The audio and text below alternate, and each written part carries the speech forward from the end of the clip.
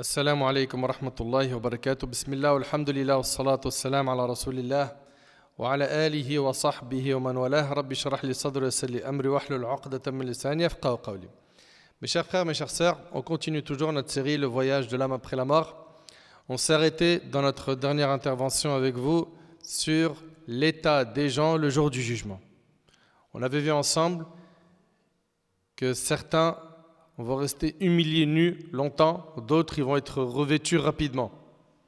Certains vont être ressuscités marchant sur leurs pieds, d'autres ils seront sur des montures qu'on leur apportera du paradis et d'autres qui vont marcher sur leur visage.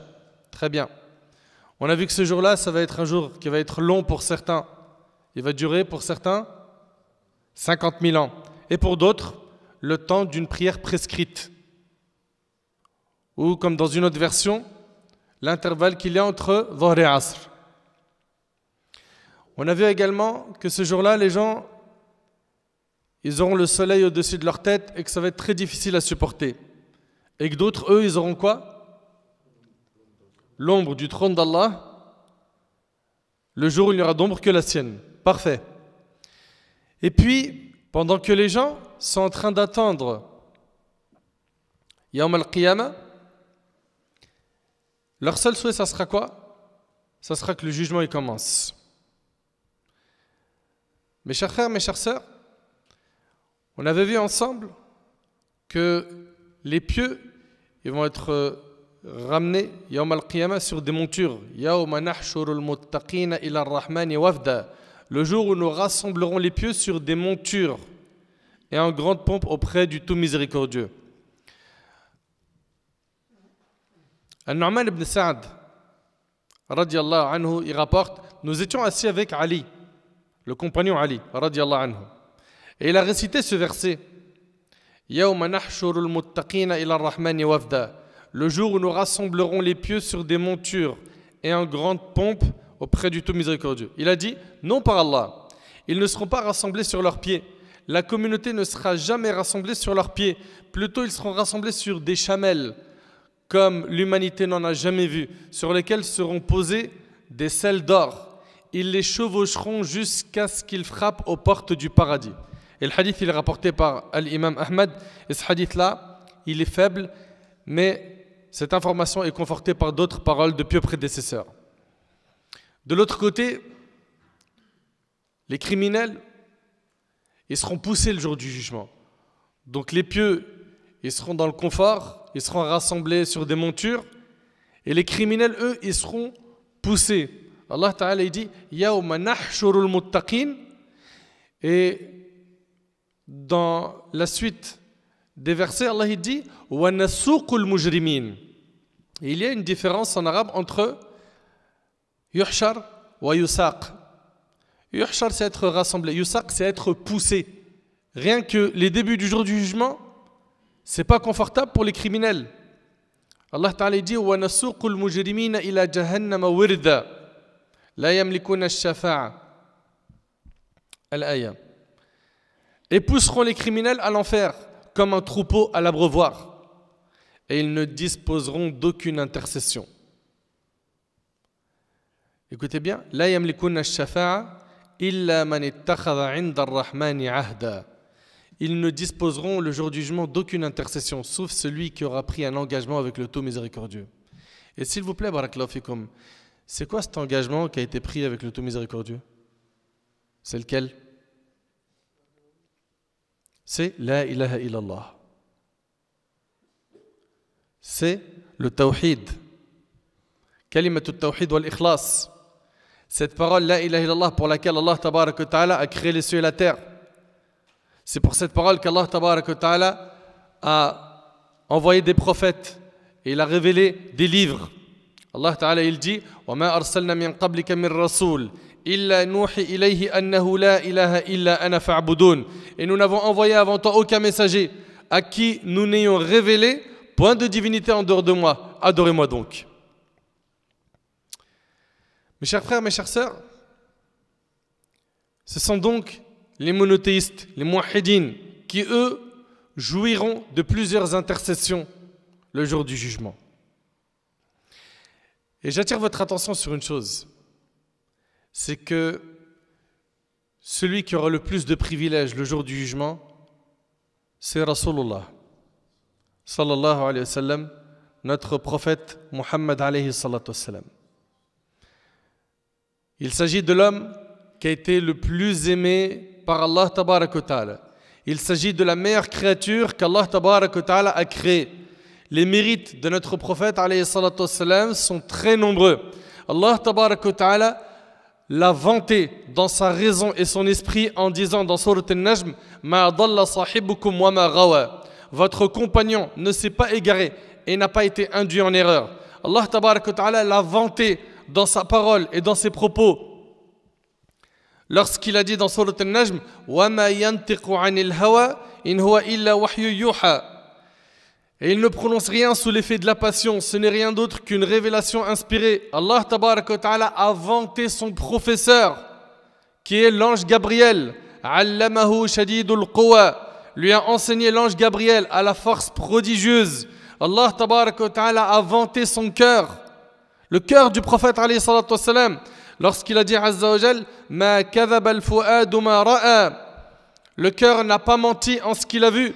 Allah Ta'ala a vanté sa vue lorsqu'il a dit Ma zagha al-basar wa ma tagha. La vue n'a nullement dévié ni outrepassé la mesure. Et Allah Ta'ala l'a vanté en citant la meilleure de ses qualités dans Sourate Al-Qalam, Wa innaka la'ala khuluqin 'azim. Et tu es certes d'une moralité éminente. C'est-à-dire que notre prophète alayhi salatu wassalam jouit du meilleur des comportements. Le prophète alayhi salatu wassalam n'est pas un homme comme les autres, mais il a été évoqué en ayant son nom lié à celui d'Allah. Allahu Akbar. Tu ne peux pas embrasser l'islam sans mentionner le nom d'Allah et celui du prophète sallam. Tu ne peux pas faire le adhan sans mentionner le nom d'Allah et le nom du prophète sallam. Et en plus de cela, Allah tabarak wa ta'ala, lorsqu'il s'est adressé dans son livre sacré, écoutez bien s'il vous plaît, à tous les prophètes, il les a appelés par leur nom particulier et spécifique. Allah tabarak wa ta'ala, en citant les prophètes, il a dit Wa ya Adam, uskun anta wa zawjuka al-jannah. Ô Adam, habite le paradis toi et ton épouse. Ya Ibrahim, qad saddaqta ar-ru'ya. Ibrahim, tu as confirmé la vision. Ya Moussa, Inni ana Allahu Rabbul Alamin. Ô Moïse, c'est moi Allah, le Seigneur de l'univers. Ya Isa, Inni mutawaffika wa rafi'uka ilay. Ô Jésus, Isa, ô Jésus, certes, je vais mettre fin à ta vie terrestre, t'élever vers moi.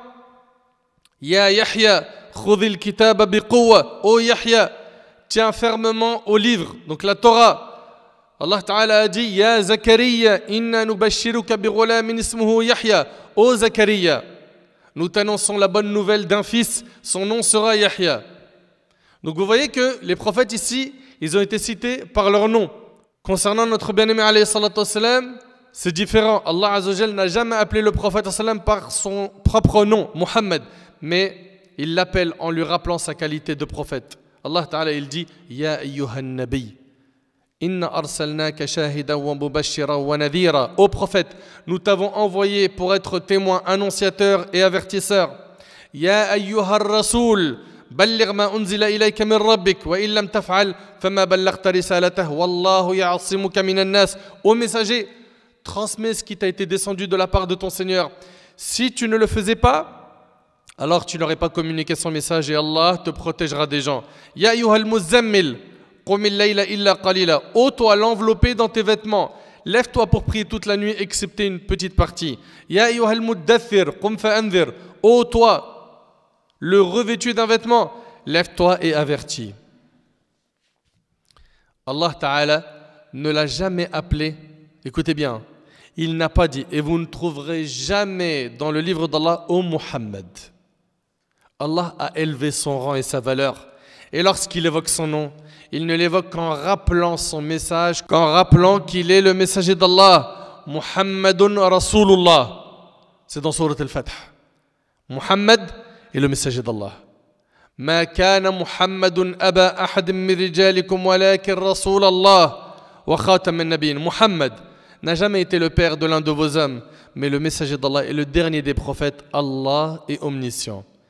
Et sachez que parmi les nombreuses faveurs qu'il aura, alayhi salatu wassalam, il y aura ash-shafa'atul uzma, la grande intercession qui, elle, est amma, générale pour les musulmans et les non-musulmans. Celle-ci consiste à ce que notre bien-aimé Muhammad alayhi salatu wassalam demande à Allah que le jugement commence. Ça, c'est donc la grande intercession. Vous suivez? Ici, on parle donc de la grande intercession. Celle où le prophète il va demander à Allah que le jugement il commence. Ok? Ça, c'est la grande intercession. Allah tabarak wa ta'ala dit وَمِنَ اللَّيْلِ فَتَهَجَّدْ بِهِ نَافِلَةً لَكَ عَسَى أَن يَبْعَثَكَ رَبُّكَ مَقَامًا مَحْمُودًا. Et de la nuit, consacre une partie avant l'aube pour les prières surrogatoires, afin que ton Seigneur te ressuscite en une position de gloire. Et pour ce qui est de la position de gloire, la majorité des savants du tafsir, donc les exégèses du Coran, ils sont de l'opinion, écoutez bien, et c'est la majorité des savants qui est de cette opinion, que ici, al-maqam al-mahmoud, la position de gloire, c'est la grande intercession qui sera accordée au prophète sallallahu alayhi wa sallam. Et sans trop tarder, voyons ensemble les nombreux hadiths qui nous parlent de l'intercession du prophète alayhi salatu wa sallam. Le prophète alayhi salatu wa sallam aura 3 intercessions. Et après ces 3 intercessions du prophète sallallahu alayhi wa sallam, il y en aura 3 autres. Soyez attentifs. Abu Hurayra radiyallahu anhu, il rapporte: nous fûmes invités à un repas avec le messager d'Allah alayhi salatu wassalam. C'était du tharid et de la viande. On lui servit l'épaule, partie qu'il appréciait plus particulièrement. Il en mangea un morceau, puis il a dit: le jour de la résurrection, je serai le maître des hommes. Il sera le maître des fils d'Adam. Savez-vous pourquoi? Allah rassemblera les premiers et les derniers. Écoutez bien, Allah rassemblera les premières et les dernières générations sur une même surface. Allahu Akbar. L'humanité entière sera réunie sur la terre du jour du jugement. Si bien qu'un observateur pourra les voir et qu'un héros pourra se faire entendre d'eux. Donc ils sont ressuscités le jour du jugement sur une terre, on avait vu ensemble, qu'elle ne contient aucun repère. Vous vous souvenez? Une terre où il y a ni un endroit pour s'asseoir, ni des constructions, ni des maisons. Elle est blanche, on avait vu ça, n'est-ce pas, dans la dernière intervention, et elle est sans repère. Le soleil s'approchera des gens, les plongeant dans une anxiété et une angoisse insoutenables et insupportables. Et ils diront: ne voyez-vous pas dans quel état vous vous trouvez et ce qui vous a atteint? N'allez-vous pas chercher quelqu'un pour intercéder en votre faveur auprès de votre Seigneur? Mais est-ce que vous réalisez là que les gens, le jour du jugement, ils seront tellement dans l'angoisse, dans l'anxiété, qu'ils chercheront juste quelqu'un pour faire commencer le jugement? La situation est insupportable. Certaines personnes diront à d'autres: allons voir notre père Adam. Vous connaissez Adam, qui lui est le père de l'humanité. Ils se rendront donc auprès de lui et lui diront: ô Adam, tu es le père de l'humanité. Allah t'a créé de sa main. Il a insufflé en toi son esprit. Il a ordonné aux anges de se prosterner devant toi. Puis il t'a installé au paradis.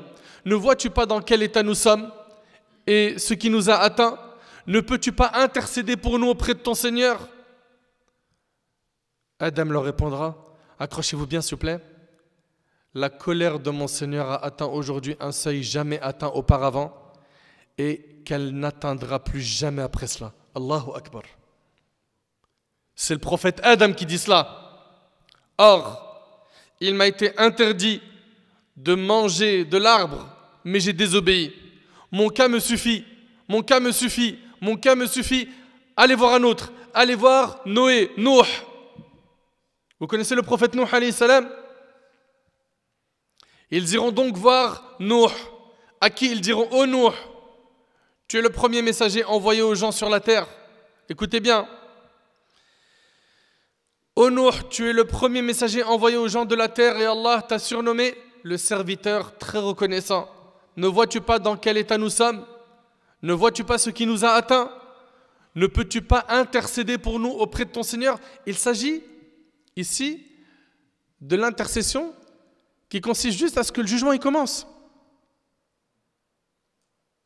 Suivez bien. Nuh leur répondra: la colère de mon Seigneur a atteint aujourd'hui un seuil jamais atteint auparavant et qu'elle n'atteindra plus jamais après cela. Or, Allah m'a accordé le droit à une invocation que j'ai utilisée contre mon peuple. Pour ceux qui connaissent Surat Nuh, Nuh alayhi salam, il a invoqué Allah contre son peuple. Et il dira: mon cas me suffit, mon cas me suffit, mon cas me suffit. Allez voir un autre, allez voir Ibrahim. Ils se rendront alors auprès d'Ibrahim, qu'ils solliciteront également: ô Ibrahim, tu es le prophète d'Allah et son ami intime parmi tous les habitants de la terre. Intercède pour nous auprès de ton Seigneur. Ne vois-tu pas dans quel état nous sommes? Alors Ibrahim leur dira: la colère de mon Seigneur a atteint aujourd'hui un seuil jamais atteint auparavant et qu'elle n'atteindra plus jamais après cela. Or, et c'est Ibrahim qui parle, il dira: or j'ai menti à 3 reprises. Mon cas me suffit, mon cas me suffit, mon cas me suffit. Concernant les 3 mensonges du prophète Ibrahim alayhi salam, voyons ça de plus près. D'après Abu Hurayra radhiyallahu anhu, le prophète a dit, et le hadith il est rapporté par Bukhari Muslim,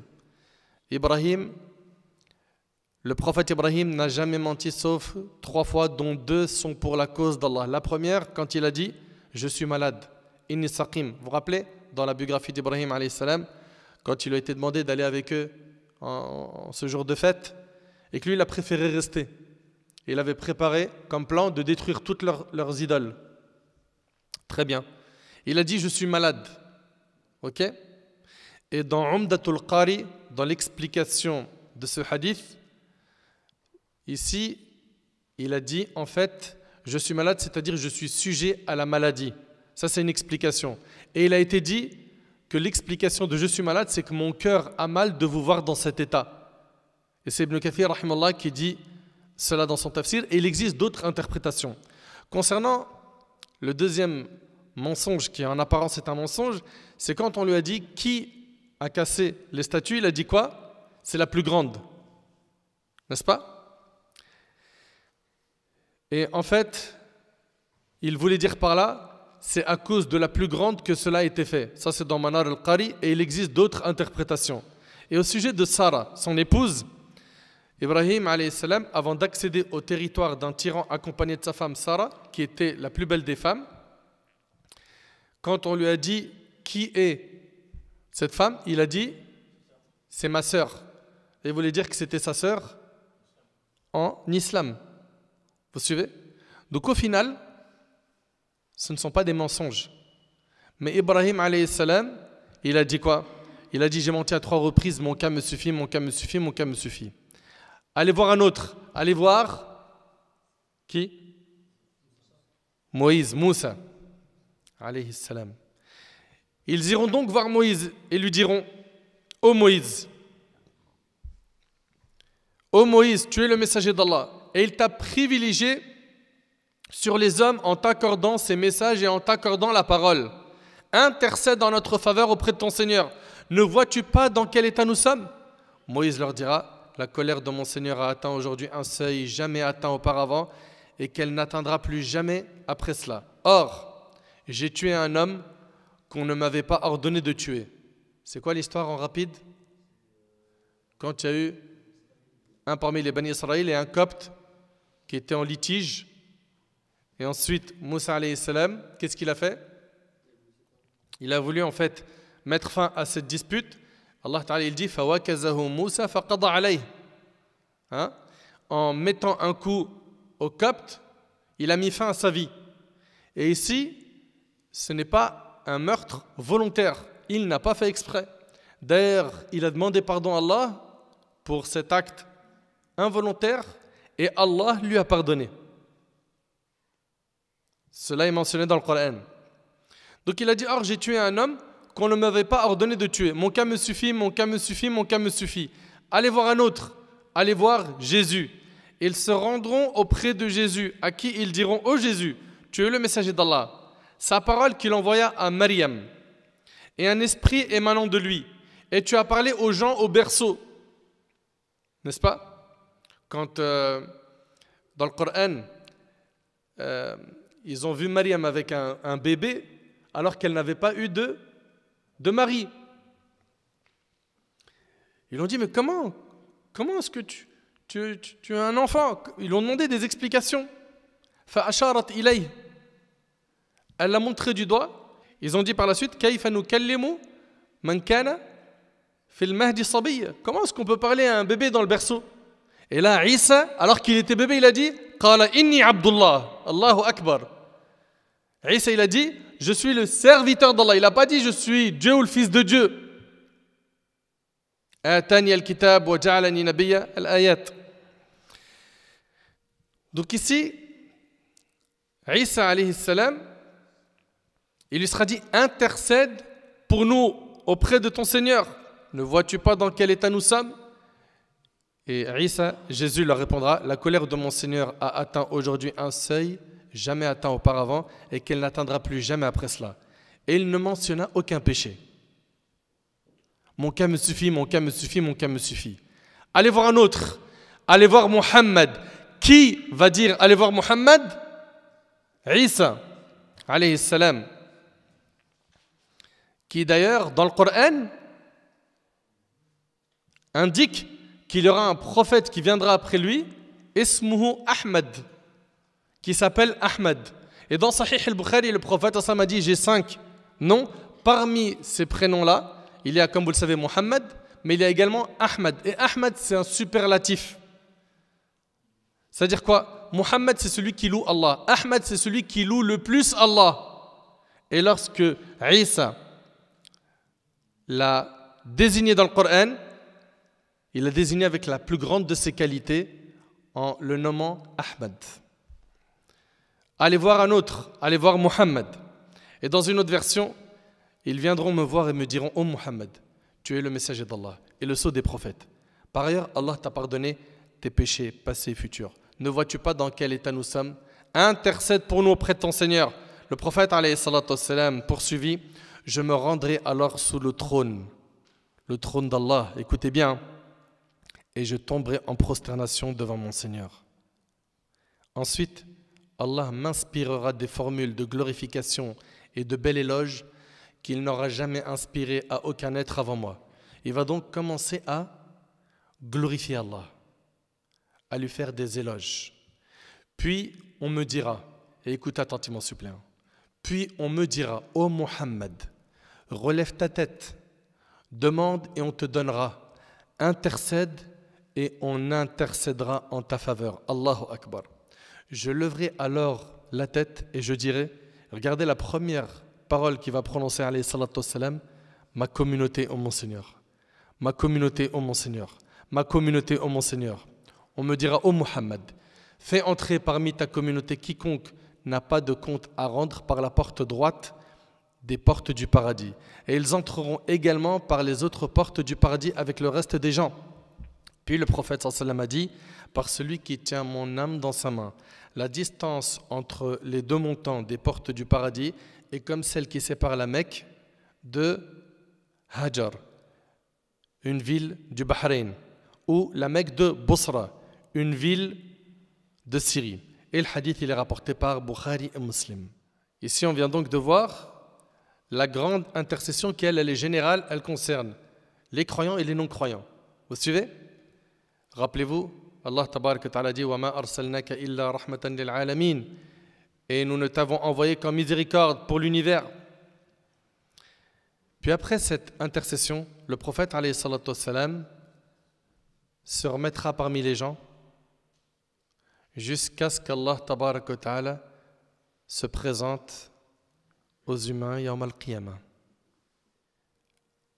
La deuxième intercession que va avoir notre bien-aimé alayhi salatu wassalam, c'est celle qui concerne l'ouverture des portes du paradis. La première, c'est laquelle? C'est la grande, pour que le jugement commence. C'est bon? La deuxième, c'est pour que les portes du paradis s'ouvrent. Anas ibn Malik radiallahu ta'ala anhu rapporte que le prophète sallallahu alayhi wa sallam a dit: je serai le premier à intercéder concernant le paradis, et je serai le prophète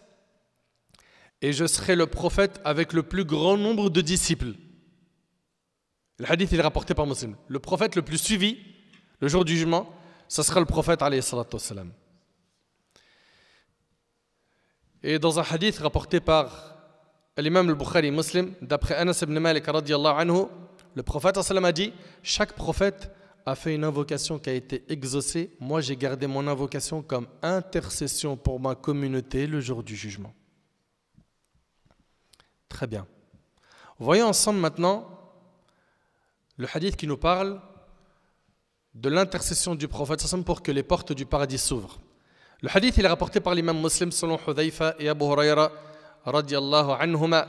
Le prophète sallallahu alayhi wa sallam a dit: Allah, exalté soit-il, rassemblera les gens. Les croyants resteront debout jusqu'à ce qu'on fasse venir le paradis tout près d'eux.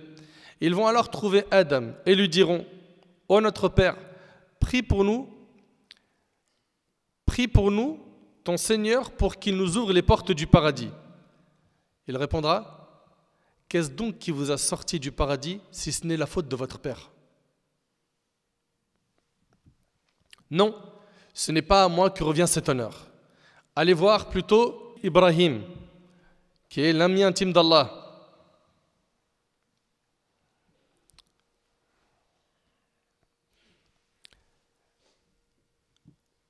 Ils vont donc trouver Ibrahim, qui leur dira: ce n'est pas à moi que revient cet honneur. Je n'ai été l'ami d'Allah que de derrière un écran. Allez plutôt voir le prophète Moussa. Ils iront voir Moussa, qui leur dira: ce n'est pas à moi que revient cet honneur. Allez plutôt voir Jésus, qui est la parole d'Allah et son esprit. Jésus leur dira: ce n'est pas à moi que revient cet honneur. Ils iront alors voir Muhammad alayhi salatu wassalam, qui se lèvera. Écoutez bien, hein. Ils iront alors voir Muhammad alayhi salatu wassalam, qui se lèvera, et voilà qu'on lui permettra d'ouvrir les portes du paradis. Dans une version, il va demander l'autorisation au gardien du paradis. Et il dira: Man? Qui est-ce? Il dira: Muhammad ibn Abdullah. Muhammad, le fils de Abdullah. Et là, le gardien du paradis dira: Umirtu an la aftaha al-janna li ahadin qablaka ya Rasulallah. Il m'a été ordonné de n'ouvrir le paradis à personne avant toi, au messager d'Allah. Allahu Akbar. Le premier homme à entrer au paradis sera notre bien-aimé Muhammad alayhi salatu wassalam. Jusque-là, on vient de voir combien d'intercessions? 2. Très bien. Dans un autre hadith qui est rapporté par l'imam Tirmidhi, Ibn Abbas radiyallahu anhu, il raconte que quelques compagnons du prophète alayhi salatu wassalam se mirent à échanger des propos au sujet des envoyés d'Allah. L'un d'eux a dit: quelle merveille qu'Allah ait pris Ibrahim comme compagnon. Un deuxième a dit: il n'y a guère de plus prodigieux que le fait de voir Allah adresser la parole à Moussa. Un troisième dit: Jésus est la parole d'Allah et son esprit. Un quatrième a dit: Adam a été choisi par Allah pour être le père de tous les hommes. Ayant entendu leurs propos, Muhammad alayhi salatu wassalam s'adressa à ses compagnons en ces termes: j'ai entendu vos propos et vos arguments.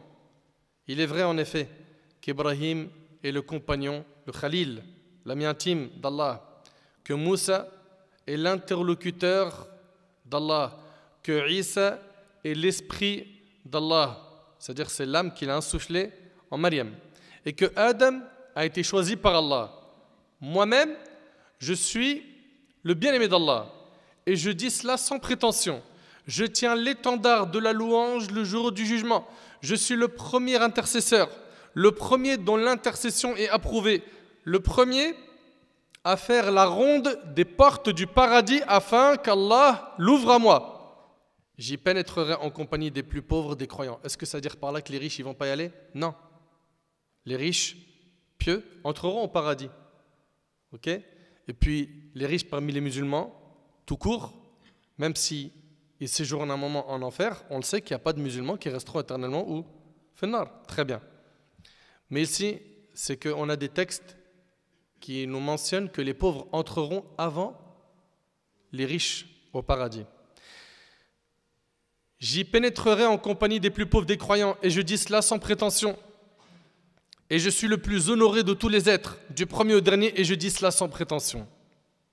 Très bien. On vient de voir combien d'intercessions pour l'instant? 2. La première, c'est pour que le jugement commence, c'est la grande intercession. La deuxième, c'est pour que les portes du paradis s'ouvrent. Très bien. Troisième intercession, c'est l'intercession du prophète alayhi salatu wassalam envers al-usat, les pécheurs. Le prophète sallam intercédera pour les pécheurs parmi les monothéistes. Allahu Akbar. Il s'agit ici de ces monothéistes qui seront en enfer et qui vont jouir de l'intercession de notre bien-aimé Muhammad sallallahu alayhi wa sallam. Le hadith il est rapporté par Bukhari et Muslim. Et dans la fin du hadith, alors j'intercéderai et il me donnera une limite pour le nombre de gens et je les ferai entrer au paradis, je retournerai ensuite à lui et quand je verrai mon Seigneur, je me prosternerai comme avant. Donc c'est une deuxième fois. Alors j'intercéderai et il me donnera une limite pour le nombre des gens et je les ferai entrer au paradis. Alors je retournerai une troisième fois, puis une quatrième fois et je dirai, il ne reste en enfer que ceux que le Coran a confinés et ceux qui doivent y rester pour l'éternité. Donc on voit que le prophète il va intercéder pour les monothéistes qui sont en enfer. Vous suivez? Très bien. Très très bien. Donc là on vient de voir 3 intercessions qu'aura notre bien-aimé alayhi salatu wassalam. La première c'est la grande, la deuxième c'est pour l'ouverture des portes du paradis et la troisième c'est pour les monothéistes qui séjournent en enfer. Ensuite, après ces intercessions-là, il restera celle des anges, celle du reste des prophètes et également celle des croyants. Même les croyants, ils ont le droit à l'intercession. Très bien. Dans un hadith rapporté par l'imam Bukhari et Muslim, ce hadith-là, il est très long. C'est le hadith d'Abi Sa'id al-Khudri, radiyallahu anhu.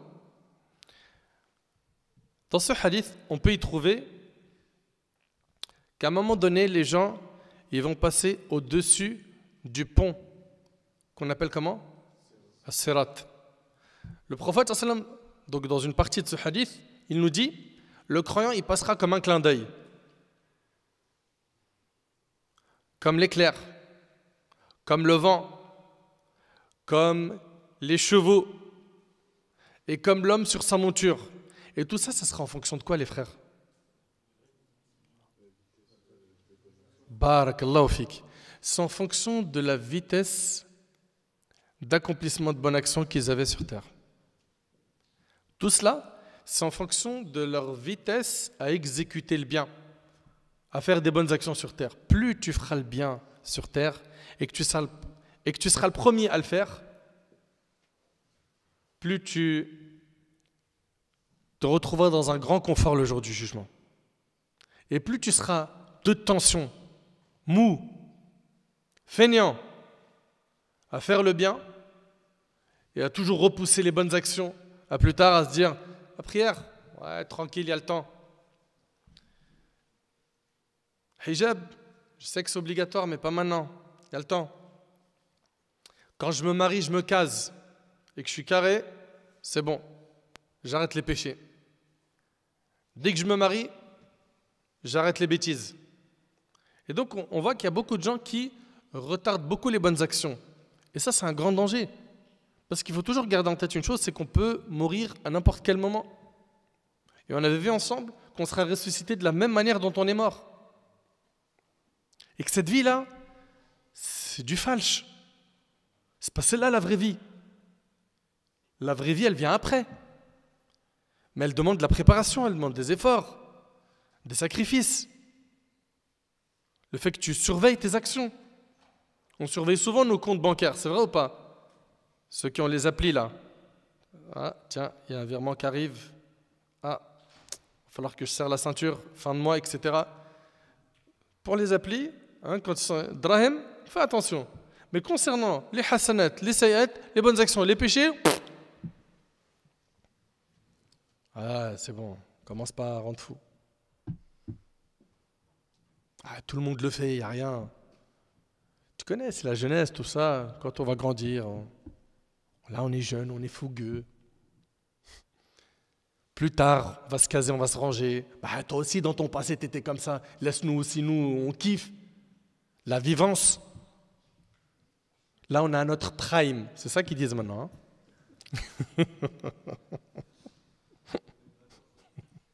Hein? C'est pas ça?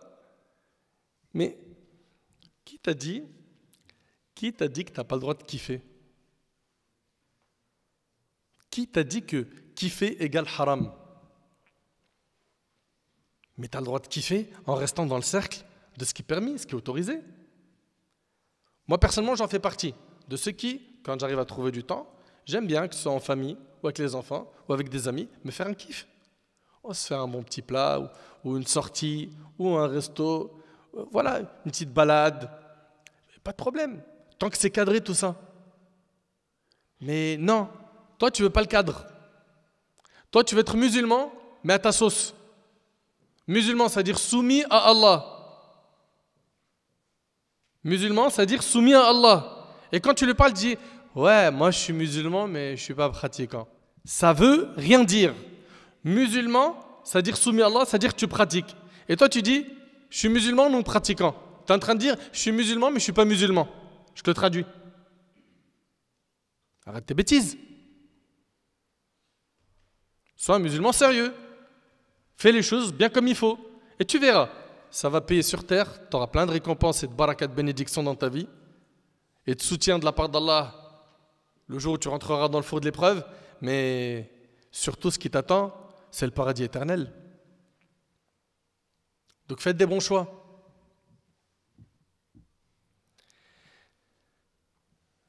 On a dit donc que le croyant il passera comme un clin d'œil, comme l'éclair, comme le vent, comme les chevaux et comme l'homme sur sa monture. L'un s'en sortira sain et sauf, l'autre s'en sortira blessé, et l'autre encore sera renversé dans le feu de l'enfer. Le dernier d'entre eux sera littéralement traîné. Le croyant ce jour-là insistera auprès d'Allah en faveur de ses frères, plus que vous ne le faites avec moi lorsque vous êtes sûr d'être dans vos droits. Lorsque vous êtes sûr d'être dans votre droit. Et ce, quand ils se rendront compte qu'ils ont été sauvés. Ils diront, ceux qui ont été sauvés de l'enfer, notre Seigneur, nos frères, ils prient avec nous, jeûnaient avec nous et œuvraient avec nous. Allah dira, allez donc, écoutez bien, celui que vous trouverez et qui porte dans le cœur le poids d'une pièce de foi, faites-le sortir. Et ça, c'est l'intercession des croyants. Vous suivez? Et on vous a dit que le hadith il est authentique, il est rapporté par Bukhari et Muslim. Faites-le sortir. Allah préservera leur aspect du feu. Quand ils se rendront auprès d'eux, certains auront baigné dans le feu jusqu'aux pieds, d'autres jusqu'à la moitié de leurs jambes. Ils en sortiront ceux qui les reconnaîtront. Ils en sortiront ceux qui le reconnaîtront avant de revenir. Il leur dira, allez donc, celui que vous trouverez et qui porte dans son cœur le poids d'une demi-pièce de foi, de iman, la foi en Allah, faites-le sortir. Ils en sortiront donc ceux qu'ils reconnaîtront avant de revenir. Il leur dira, allez donc, celui que vous trouverez et qui porte dans son cœur le poids d'une minuscule fourmi de foi, faites-le sortir. Ils en sortiront donc ceux qu'ils reconnaîtront. Subhanallah. Allahu Akbar. Et puis dans ce hadith, Al-Jabbar, Allah Tabarak wa Ta'ala, il dira, il reste mon intercession. Et n'oubliez pas une chose, c'est que ce jour, c'est vrai, il fait peur. Mais Allah Tabarak wa Ta'ala, il a préparé pour Ahl al-Tawhid 99 miséricordes le jour du jugement. Le prophète alayhi salatu wassalam, nous a enseigné qu'Allah a créé 100 miséricordes. Il en a fait descendre une sur terre par laquelle les humains et les animaux se font miséricorde les uns vers les autres. Et il a gardé 99 miséricordes pour le jour du jugement. Et attention à ne pas être de ceux qui disent « Ah bah puisque c'est comme ça, c'est bon, on n'œuvre pas et on mise tout sur la rahma d'Allah. » Ça n'a jamais été le comportement ni du prophète, ni des prophètes, ni des pieux. Au contraire, œuvre pour gagner cette rahma de la part d'Allah tabaraka wa ta'ala. Allah dira, il reste mon intercession et il saisira une poignée en enfer et en fera sortir des gens déjà carbonisés. T'entends le terme? Carbonisés. Ils seront jetés dans une rivière située au bord du paradis appelée Nahrul Haya, l'eau de la vie ou la source de la vie. Et ils repousseront sur ces bords comme un grain pousse dans l'écume d'un torrent. Donc ça c'est la partie du hadith que je voulais ici vous citer. Donc là on vient de voir l'intercession de qui? Des croyants. On a vu celle du prophète pour que le jugement y commence, la grande intercession. On a vu également celle pour que les portes du paradis s'ouvrent. La troisième, celle du prophète envers les monothéistes qui sont en enfer. Puis, il y aura celle des anges, il y aura celle des prophètes, il y aura celle des croyants. On vient de voir celle des croyants tout de suite, n'est-ce pas? Très bien. Il y a également l'intercession de la part d'Allah tabaraka wa ta'ala, et celle-là on l'a vu dans le hadith à l'instant. Très bien. Mes chers frères, mes chères sœurs, pour pouvoir le jour du jugement être en sécurité, il faut impérativement être parmi Ahl al-Tawhid, ceux qui vont adorer Allah tabaraka wa ta'ala seul sans rien associer, ceux qui ne vont pas entacher leur Tawhid de shirk, ceux qui vont suivre la voie du prophète alayhi salatu wassalam sans innover, en étant fidèles à sa sunna. Et puis, pour que tu puisses être en sécurité le jour du jugement, en fait, il n'y a rien sans rien. Le prophète, alayhi salatu wassalam, dans le hadith d'Ibn Abbas qui est rapporté par Tirmidhi, Ibn Abbas il rapporte, alors que j'étais assis sur un âne derrière le prophète, sallallahu alayhi wa sallam, il me dit, ô jeune homme, je vais t'enseigner quelques paroles. Et il a dit, ihfadillah yahfadk. Ihfadillah yahfadk. C'est-à-dire, respecte les prescriptions d'Allah, Allah te préservera. Si tu veux qu'Allah tabaraka wa ta'ala te préserve sur terre des malheurs, des embrouilles, des catastrophes, ou du moins quand tu es touché d'une catastrophe, que tu trouves le soutien d'Allah, si tu veux être préservé par Allah sur terre et dans l'au-delà, respecte les prescriptions d'Allah. Respecte les ordres d'Allah. La prière, c'est soudé. On fait ça sérieusement. Le jeûne, pareil. C'est pas une mode, comme pour certains. C'est pas un exercice d'un mois. Non, non. Le jeûne, c'est un entraînement qui nous permet d'être pieux. Le hajj, ça fait partie des obligations. Et du plus profond de mon cœur, je vous donne ce conseil et cette nasiha, faites le hajj dès que possible. Et ces histoires de « ouais, mais t'as vu, il coûte combien maintenant? T'as vu, le hajj, il a été récupéré par un organisme qui, ceci, cela, et tout ce qu'on entend aujourd'hui. » Toi, à partir du moment où financièrement tu as les moyens, tu es concerné par l'obligation du hajj. Demain, le hajj, il monte à 20 000 euros, tu as l'argent, tu devras payer les 20 000 euros. Est-ce que ce que font ceux qui l'augmentent là, c'est justifié ou pas? Je ne rentre même pas dans ce débat. S'ils sont injustes, ils payeront le jour du jugement. Toi, tu as une obligation religieuse. C'est al-hajj. C'est pour qui? Liman istata'a ilayhi sabila. C'est pour celui qui en a les moyens. Dès lors que tu as les moyens, tu dois quoi? Faire le hajj. Et faites vos calculs pour faire le hajj. Ça veut dire quoi? Ça veut dire qu'il y en a, tabarakallah, ils gagnent bien leur vie, ils économisent un peu, puis hop, il envoie au bled, il achète une terre, un appart, une voiture. Et à quel moment tu fais l'obligation, le hajj? T'attends quoi? Donc, faites le nécessaire, pourquoi? Pour respecter les prescriptions d'Allah. Allah Ta'ala t'a imposé Hajj, Hajj, je suis là. Zakat, je dois apprendre comment calculer la zakat et ne pas faire comme beaucoup de gens, ils ne savent même pas comment la calculer. Il vient à la fin de Ramadan, il donne une enveloppe à la mosquée ou à un pauvre, il dit c'est bon, j'ai payé zakat. Mais comment tu l'as calculé, comment? Je sais pas, je donnais une somme. T'es pas sérieux? Ok? Donc si vous voulez qu'Allah vous préserve, que vous soyez en sécurité le jour du jugement, vous respectez le dîn d'Allah. Respectez la religion d'Allah. Faites le nécessaire pour qu'Allah subhanahu wa ta'ala vous voie dans les endroits qu'il aime et qu'il ne vous voie pas dans les endroits qu'il déteste. Allah tabaraka wa ta'ala, en parlant des croyants, il dit Alladhina amanu wa amilu salihat. Ceux qui croient et qui font les bonnes actions. T'es croyant, fais les bonnes actions. Commence par faire les obligations. Une fois que tu as soudé l'obligatoire, multiplie les œuvres surrogatoires et invoque Allah pour qu'Allah subhanahu wa ta'ala nous protège de tout mal et qu'il fasse de nous des gens pieux qui nous accordent une bonne fin. Et je demande à Allah tabaraka wa ta'ala de m'accorder ainsi qu'à vous l'intercession du prophète alayhi salatu wassalam. J'implore Allah subhanahu wa ta'ala de nous épargner de tout mal, yawm al-qiyamah, de nous faire vivre le plus grand confort sur la terre du jour du jugement. J'implore Allah subhanahu wa ta'ala de nous accorder notre livre de la main droite. J'implore Allah tabaraka wa ta'ala de nous faciliter de passer sur le sirat à la vitesse de l'éclair. Et j'implore Allah tabaraka wa ta'ala de nous faire jouir du plus haut degré du paradis qui est le Firdaus al-A'la. Sallallahu subhanahu wa ta'ala yanfa'ni bima qultu yanfa'akum bima sami'tum. هذا ما أعلم والله عز وجل أعلى وأعلم سبحانك اللهم بحمدك أشهد أن لا إله إلا أنت أستغفرك وأتوب إليك وآخر دعوانا أن الحمد لله رب العالمين.